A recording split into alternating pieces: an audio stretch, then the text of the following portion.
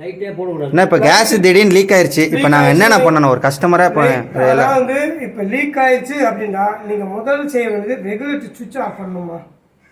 Of பண்ணிவிட்டு இருக்கிற ஜன்னல் கதவு இதுகளை தான் ஓப்பன் பண்ணணும். நல்லா தெளிவாக புரிஞ்சுக்குங்க. ஃபஸ்ட்டு ரெகுலேட்டர் சுவிட்ச் ஆஃப் பண்ணுங்க.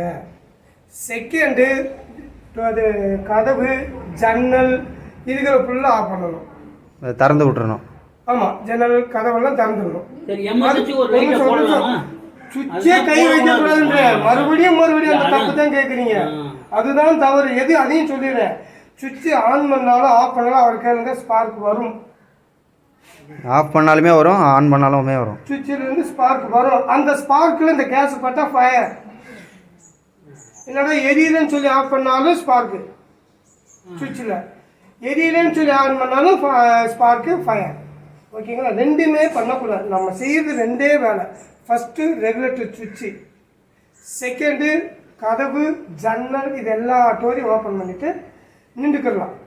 நீங்கள் இந்த இருட்டாக இருக்குன்னு சொல்லிட்டு இந்த வத்தி குச்சி கொடுத்துருது, மெழுகு வெட்டி எடுத்துகிட்டு போகிறது, டார்ச் அடிக்கிறது, எந்த இதுவுமே நீங்கள் பண்ணக்கூடாது. ஓகேங்களா? இதை தெரிஞ்சுக்கிட்டாலே போகும். இல்லை ஃபயரே ஆயிடுச்சு அப்படின்றாலும் சொல்கிறீங்க, முதல் செய்ய வேண்டியது அதே மட்டும் ரெகுலேட்டர் சுவிட்சு தான்.